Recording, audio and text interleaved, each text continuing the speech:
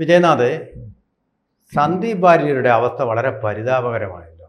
ഒരുപക്ഷെ ഗുരുതരമെന്ന് പറയാമോ? കോൺഗ്രസിലേക്ക് അദ്ദേഹം കൊട്ടും ഘോഷവുമായിട്ട് പാണക്കാട് എന്ന് തീർത്ഥാടനം നടത്തി തൊഴുതൊക്കെ പോയത് വലിയ പ്രതീക്ഷകളോടുകൂടി, ശുഭപ്രതീക്ഷകളോടുകൂടി. BJP അദ്ദേഹത്തിന് ഒരു കസേര നിഷേധിച്ചതേ ഉള്ളൂ. ഇപ്പോൾ കോൺഗ്രസ് കാണിച്ചത് അദ്ദേഹത്തിനൊരു സീറ്റ് നിഷേധിക്കുന്നവരുടെ ഒരു കാര്യം. തൃക്കരിപ്പൂരാണ് കൊടുത്തിരിക്കുന്നത്. ഒരിക്കലും സന്ദീപ് വാര്യർക്ക് ഒരു മികച്ച പ്രകടനം കാഴ്ചവെക്കാൻ പറ്റാത്ത മണ്ഡലത്തിൽ തന്നെ കൊടുത്തിരിക്കുക. ഈ പേരാവൂരിലെ ശൈലജ ടീച്ചറെ വെച്ച പോലെ എന്തിനാണ് സന്ദീപ് വാര്യരോട് ഈ ഒരു രോഷം കാണിക്കുന്നതെന്ന് മനസ്സിലാകുന്നില്ല. പാലക്കാട് 2021 36,000 വോട്ട്, അതായത് വോട്ട് ഷെയറിൻ്റെ 27%, അപൂർവമായിട്ടുള്ള സ്ഥാനാർത്ഥികൾക്ക് മാത്രമേ അത് കടക്കാൻ കഴിഞ്ഞിട്ടുള്ളൂ. അങ്ങനെ ഒരു റെക്കോർഡ് സ്ഥാപിച്ച വ്യക്തിക്ക് പറ്റിയ ഈ ഗതികേട്.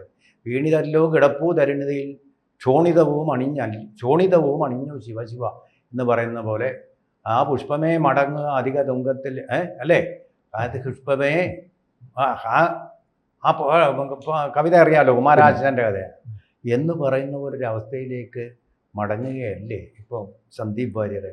ഒരു പ്രതികരണവും ഇല്ല അദ്ദേഹത്തിന്. ആസ് ഗുഡ് ആസ് ഡെഡ് എന്ന് പറയുന്ന പോലെ അദ്ദേഹം ഒരു പ്രതികരണവും നടത്തുന്നു. അല്ല, സന്ദീപ് വാര്യർ പോയത് കോൺഗ്രസിലേക്ക്. അതെ, അവിടെയുള്ളവർക്ക് സീറ്റ് തികയുന്നില്ല. 280 സീറ്റാക്കിയാലും അവിടെ തികയാൻ പോകുന്നു. ആ സ്ഥിതിയിലാണ് ഇപ്പൊ കാണുകയല്ലേ നമ്മൾ. അതെ അതെ, MP-മാർ തന്നെ തിരിച്ചു വരാൻ തുടങ്ങുന്നു. അതിന്റെ പേരിൽ ഉണ്ടാകുന്ന കോലാഹലം. ഇത് മറ്റുള്ളവരൊക്കെ പ്രവർത്തനം തുടങ്ങി മണ്ഡലത്തിൽ. ഇവരിങ്ങനെ കോൺഗ്രസ്സുകാര് ഒരു ലിസ്റ്റും ഒക്കെ പിടിച്ച് ഡൽഹിയിലും ഒക്കെ ഇങ്ങനെ കറങ്ങി നടക്കുകയാണ്. മല്ലികാർജുൻ ഖാർഗെയും രാഹുൽ ഗാന്ധിയും ഒക്കെ ചുറ്റിപ്പറ്റി രാത്രി മുഴുവൻ മീറ്റിംഗ് ആയിരുന്നു. രാത്രി 10 മണി വരെ രാഹുൽ ഗാന്ധി ഒരു വിധത്തിൽ ഇതൊക്കെ സഹിച്ച് ബോറടിച്ച് വയ്യാന്ന് പറഞ്ഞിട്ട് 10 മണിയായപ്പോൾ എനിക്ക് ഉറക്കം വരുന്നു, ഞാൻ പോട്ടെ, നിങ്ങൾ ഇനി എന്തുവാന്ന് വെച്ചാൽ തീരുമാനിക്കുക. റോഡിൽ ഇറങ്ങി തീരുമാനം എടുക്കാൻ പറ്റുമോ, ചർച്ച നടത്താൻ പറ്റുമോ? പിന്നെ ഒടുവിൽ മല്ലികാർജുൻ ഖാർഗെ അദ്ദേഹത്തിൻ്റെ വീട്ടിലോട്ട് വെച്ചു. നേരം വെളുക്ക കുത്തിയിരിക്കെ അവിടെ മീറ്റിംഗ് നടന്നോ? പക്ഷെ ഫലമൊന്നും ഉണ്ടായി. അല്ല, ഈ തെരഞ്ഞെടുപ്പ് ഏപ്രിൽ മാസത്തിൽ ഉണ്ടെന്നുള്ളത് കഴിഞ്ഞ ആഴ്ച പെട്ടെന്ന് തീർച്ചപ്പെടുത്തിയതൊന്നും അല്ലല്ലോ. എല്ലാവർക്കും അറിയാം, ഇത് ഏവർക്കും അറിയാവുന്ന കാര്യമല്ലേ. 2026 കേരളത്തിൽ നിയമസഭാ തെരഞ്ഞെടുപ്പ് നടക്കുക.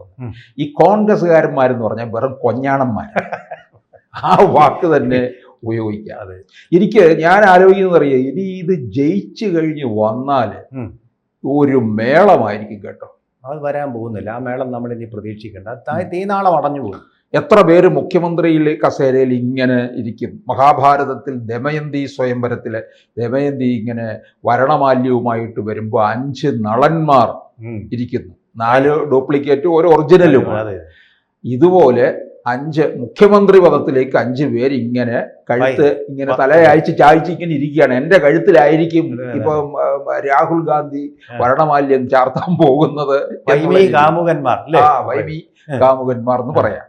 അപ്പൊ ഈ ഇടയിലേക്കാണ് ഈ സന്ദീപ് വാര്യർ വന്നിരിക്കുന്നത്. സന്ദീപ് വാര്യർ സീറ്റ് കിട്ടാഞ്ഞ് ആണല്ലോ ഇങ്ങോട്ടേക്ക് ചാടിയത്, അല്ലേ? അവിടുത്തെ BJP-യിലും നമുക്കറിയാം പലതരത്തിലുള്ള പടലപ്പടക്കവും ഒക്കെ ഉണ്ട്. എല്ലാ പാർട്ടിയിലും ഉണ്ട്. മുസ്ലിം ലീഗിൽ പോലും ഇല്ലേ? നമ്മൾ വിചാരിച്ച മുസ്ലിം ലീഗിലൊന്നും ഒരു വെടിയൊച്ചയില്ലെന്നാണ്. അവിടെ ഇന്നലെ രണ്ടത്താണി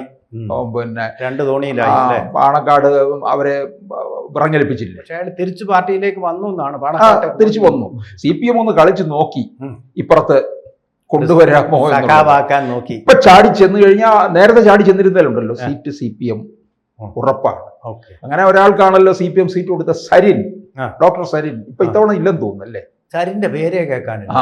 സരിനും ഇതുപോലെ ആ പുഷ്പമേ അധിക തുങ്ക പദത്തിൽ എത്ര ശോഭിച്ചിരുന്നൊരു രാജ്ഞി കണക്കിയെന്ന്. സരിൻ എന്തുവായിരുന്നു, എന്തൊരു കഴിഞ്ഞ തെരഞ്ഞെടുപ്പിലല്ലേ? അതെ അതെ അതെ. പിന്നെ കോൺഗ്രസിൽ നിന്ന് പോയ ഒരാളാണ് നെടുമങ്ങാട് GR അനിലോടെ പരാജയപ്പെട്ടിട്ട് പിന്നീട് CPM-ൽ പോയ ആളാണ് PS പ്രശാന്ത്. അദ്ദേഹത്തിന് പിന്നെ ദേവസ്വം ബോർഡ് പ്രസിഡന്റ് ഒരു സ്ഥാനമെങ്കിലും കിട്ടി. ശബരിമല സ്വർണ്ണക്കൊള്ളയില് ഭാഗവാക്കാകാൻ സാധിക്കുകയും ചെയ്തു എന്നുള്ളതാണ്. അപ്പൊ ഈ സന്ദീപ് വാര്യര് വലിയ ബഹളമായിരുന്നല്ലോ നടത്തിയത്. എന്തോ ഞാനിങ്ങനെ BJP-യിലേക്ക് BJP-യിൽ നിന്ന് ഇറങ്ങി വന്നു കഴിഞ്ഞാൽ BJP 8 നിലയിൽ പൊട്ടും, ഇവിടെ കേരളത്തിലെ മാരാർജി ഭവൻ പൂട്ടും എന്നൊക്കെ പറഞ്ഞാണ് ഇറങ്ങി വന്നത്.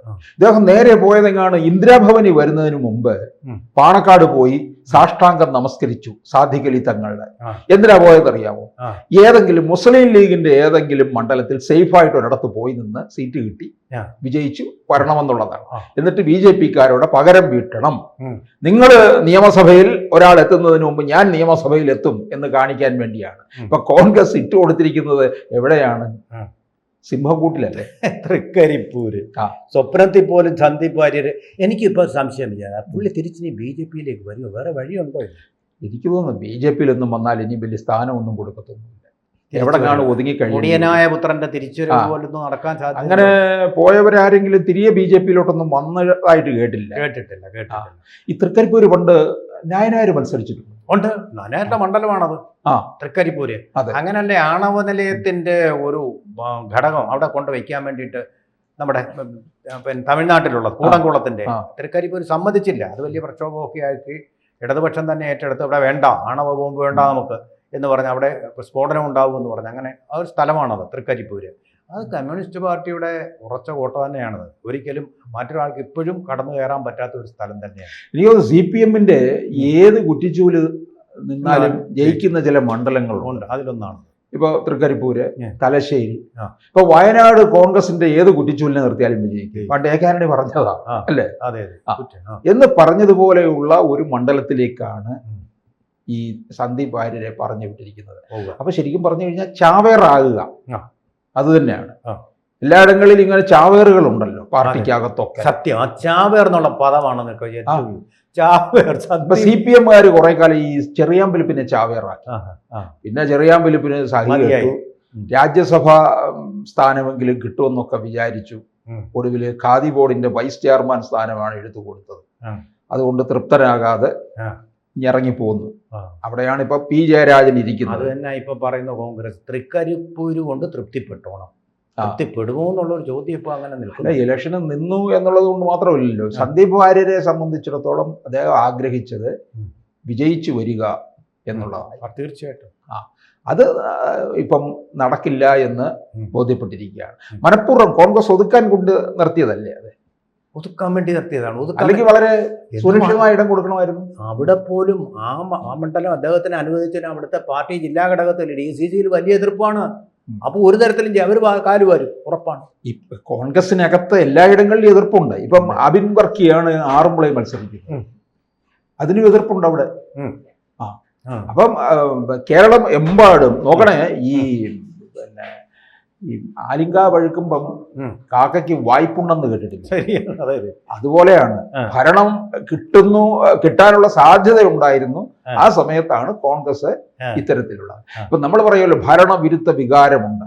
ഭരണവിരുദ്ധ വികാരം പോലെ തന്നെ ഈ കോൺഗ്രസിലെ അടി കണ്ട് ഇപ്പൊ നമ്മൾ മനസ്സിലാക്കുന്നത് ഒരു പ്രതിപക്ഷ വിരുദ്ധ വികാരവും ഉണ്ടെന്നുള്ളതാണ്. തീർച്ചയായിട്ടും ആ പ്രതിപക്ഷ വിരുദ്ധ വികാരത്തിനകത്ത് സന്ദീപ് വാര്യരും ഒലിച്ചു പോകും എന്ന് പറയുന്നതായിരിക്കും ശരി. ചൂരൽമലയിൽ ഒലിച്ചു പോയതുപോലെ ഒരു മലവെള്ള പാച്ചിൽ നമുക്ക് കാണാം.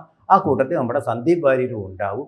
ഇനി ഇവിടെ ആരാണ് രക്ഷാപ്രവർത്തനം നടത്തുമെന്നുള്ള കാര്യത്തിൽ മാത്രമേ നമുക്കിനി സംശയമുള്ളൂ. കൂടുതൽ വാർത്തകളും വിശേഷങ്ങളും നിങ്ങളിലേക്ക് എത്താൻ ABC മലയാളം സബ്സ്ക്രൈബ് ചെയ്യുക, ബെൽ ബട്ടണും അമർത്തുക.